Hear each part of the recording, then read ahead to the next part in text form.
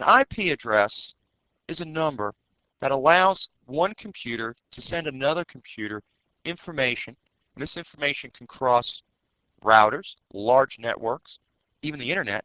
Then once it gets to where that other computer is, it can go to that particular network, and on that network it can locate an individual computer. The current version of IP that we're working with is IP version 4.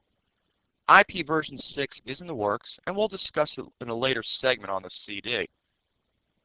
IP version 4 has 4 octets. Each octet contains 8 bits. This is a total of 32 bits. So if we look at the IP address here, which is the IP address that the machine would see, you'll notice that it's broken up into 4 segments. Each one of these numbers is a binary digit or a bit. It's going to be either 1 or 0. This is what a computer will see. When we go to enter an IP address, it's hard for us as human beings to remember the binary digits. So an address like this in binary would be very difficult for us. So what we enter in our computer is the IP address that looks like this. This naming scheme here is called a dotted decimal notation system. We enter it in here like this. The computer immediately takes it and converts it to binary. Now, I said previously that information can be sent across routers, and once it gets onto a network, it knows the individual computer.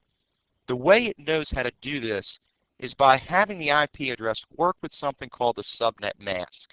When you have your IP address and subnet mask working together, your computer will know, is the computer I'm sending the information to on my local network, or do I have to go through the router to go someplace else? And then the routers use that information to determine the route as well. A subnet mask will mask part of the IP address. The part that it truly masks or makes disappear is the host part.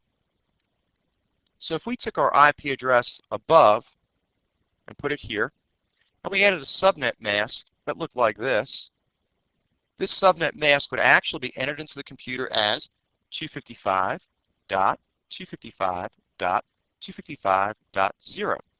The computer interprets it as this. Any place there's ones, the computer says, okay, where these ones are, this is our network address. Then what it does is it determines this network address here. It breaks it up and says, okay, the rest of it is the host. That's this area here. Since we can send information from any place in the world to any place else in the world, it's very important that everybody in the world has their own IP address. Because if you have 2 IP addresses somewhere out there in the world, confusion can develop as to where that particular piece of information needs to go.